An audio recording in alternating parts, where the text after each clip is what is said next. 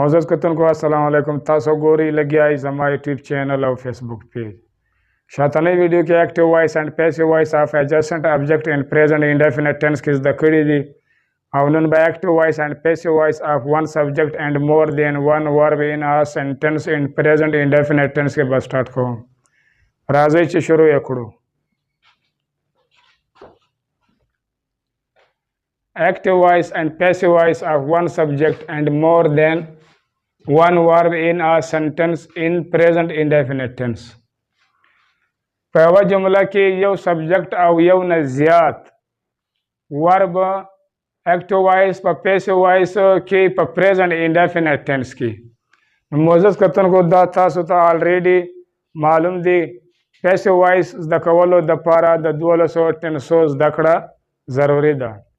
कचेरे तासो त दोल टेंसुना दर्जिन में बिया पैसिव वॉइस तासो द पारा ढेर आसान है और कचेरे तासो त दोल टेंसुना न दर्जिन में बिया बतासे प्रेजेंट इंडेफिनिट टेंस कुम पैसिव वॉइस दा गसी कुम helping verb the is mr نو دا به تاسو خصوصي تیر باندې زده کړئ نو بیا هم دغه ستاسو دپاره دا اسانتیا یوه ذریعه ده او بل تاسو ته دا هم آلریډي معلوم دي په پیسیو وایس کې د ورب صرف تھرډ فارم یعنی کې دریم حالت لګیږي که هغه پریزنټ وي که پاسټ وي که فیوچر وي او بل ورسره د بای هم اضافي طور باندې یا د اضافي په توګه باندې استعمال کیږي او بل چې کوم دا passive voice no दा पर डेली रूटीन की यानी कि पर रोजमर्रा की ढेर इस्तेमालेगी सोक ची द इंग्लिश द ज़बे ख्वाहिशमंद वी नो आगा बिया पैसिव वॉइस दी खामखा ज़दा करी कचेरे द एवी एक्टिव वॉइस पर जुमला की यो सब्जेक्ट और द यो न सेवा यानी कि द यो न ज़्यादा वर्ब इस्तेमाल वी नो पर पी वी की अवलने वर्ब द असुल पर तोगा या पर मुताबिक पर द्रयम हालत बांधे बदल शी और नोर वर्ब द फर्स्ट फार्म यानी कि द अवलने हालत वाल से कुम दी और अगसर से कुम टू लगे दलेवी नो अगसर फौरन बाद यानी कि ले अगसर बनाल दबी इजाफा हम कीगी या बज्यातवाल कीगी सरा हम पर थर्ड फार्म के बदल से कुम से दा नोर वर्बुना दी पर नो दा पे पैसिव वॉइस की दबी उर सरा इजाफा कवलो सरा दा ब हम पर थर्ड फार्म के पर पैसिव वॉइस के बदल से या ब कन्वर्ट से या ब शिफ्ट से फॉर एग्जांपल द मिसाल पर तो गया द मिसाल पर down a we active voice I like to teach you زه تا ته سبق ښودنه یا تا ته سبق درکول خوښوم نو داسې موږ کله په پیسیو وایس باندې کنورټ کوو یا چینج کوو نو دا یو چې دی دغه ابجکټیو کیس ده نو د دې چې کوم سبجکټیو کیس ده هغه هم یو دی نو په پیسیو وایس کې به یو کنورټ یا شفټ یا چینج سي په یو باندې او په پیسیو وایس کې یو سره هیلپینګ ورب آر لګیږي او بیا دینه با چې کوم دغه لایک دی فرست فارم دا ورب په پیسیو وایس کنورټ یا شفټ سي د ورب په دریم حالت یعنی کې لایکډ باندې بیا به هغه نه با چې کوم دغه ټو دی دا به پیسیو وایس کې راشي په ټو باندې او بیا به دې سره اضافي توګه باندې دا بی هم لګیږي لکه دلته تفصیل کې هم لیکلی دی نو بیا چې بی ولګیږي بیا به کوم چې د دې ټو چې کوم ورب دی لکه ټیچ نو ټیچ به په پیسیو وایس کې کنورټ سي یا به شفټ سي د ورب په تھرډ فارم په دریم حالت باندې په ټاټ باندې بیا به دې نه بعد بای ولګیږي بیا به اخر ته می ولګیږي په دې وجه کوم چې دغه آی چې دی د دې چې کوم ابجکټیو کیس ده هغه می ده نو آی به په پیسیو وایس کې کنورټ یا شفټ سي په می باندې یو آر لایک ټو بی ټاټ بای می زما له طرفه یا زما له خوا یا زما په ذریعه تا ته سبق درکول یا ښودل خوښیږي نو دا د پیسیو وایس ترجمه د پښتو ژبه کې ای مطلب د اکټیو وي مطلب د وایس they refuse to help him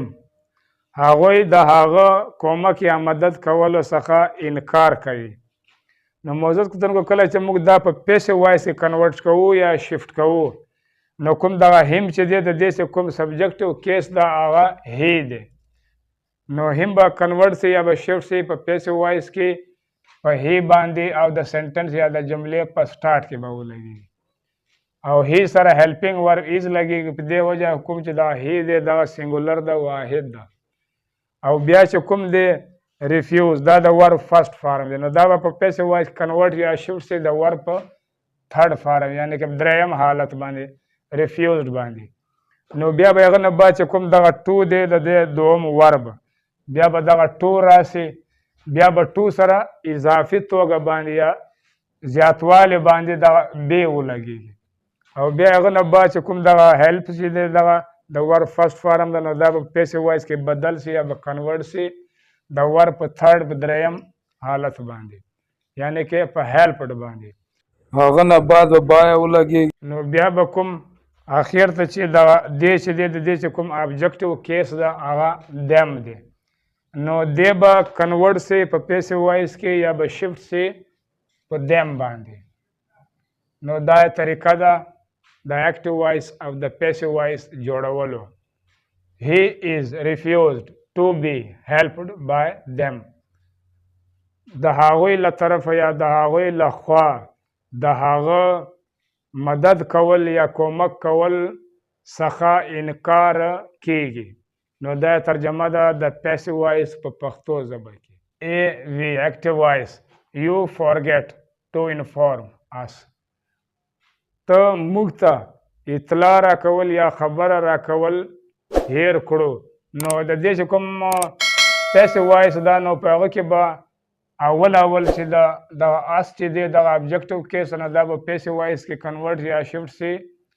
سبجکټیو کیس وی باندې او بیا به وی سره چې کوم هیلپینګ ورب لګېږي په پیسیو وایس کې هغه آر دی بیا به هغه نه بعد فارګیټ دا فرست فارم ده دا به کنورټ یا شفټ سي په پیسیو وایس کې فارګیټن او بیا به هغه نه بعد دا ټو لګېدلی دا دلته به هم پیسیو وایس کې ټو ولګي او ټو سره به بیا ولګېږي بی نو دا به د اضافي توګه باندې ورسره ولګېږي. بیا به هغه نه بعد چې کوم دغه ورب دی ورب ټو چې دی انفارم دا به کنورټ یا شفټ سي په پیسیو وایس کې انفارمډ او بیا به هغه نه بعد بای ولګېږي هغه نه بعد بیا یو ولګېږي. په دې وجه کوم چې دغه یو چې دی دغه ابجکټیو کیس ده او دغه چې کوم دی دغه سبجکټیو کیس ده. نو کوم چې دغه یو چې دی دا به پیسیو وایس کې کنورټ سي یا به شفټ سي په یو باندې. We are forgotten to be informed by you. ستا له طرفه یا ستا له خوا موږ ته اطلاع یا خبره را رسول یا راکول هیر کیږي. نو دا د پیسیو وایس ترجمه ده پښتو ژبه کې. ای وی اکټیو وایس وی هیسیټیټ ټو فیس هیم موږ د هغه سره مخامخ کېدلو څخه ځورېږو یا ترسېږو. نو دا ترجمه ده د اکټیو وایس پښتو ژبه کې. موږ چې کله دا په پیسیو وایس کې کنورټ کوو نو په پیسیو وایس کې به اول کنورټ سي یا به شفټ سي هم دا هم چې دی او د دې چې کوم سبجکټیو کیس د هغه هی دی نو هم به په پیسیو وایس کې کنورټ یا شفټ سي په هی باندې او بیا به هی سره لګېږي هیلپینګ ورب ایز. بیا به هغه نه بعد کوم دا ورب دی دا به کنورټ یا شفټ سي په پیسیو وایس کې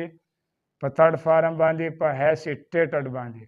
هغه نه بعد به دغه ټو ولګېږي په پیسیو وایس کې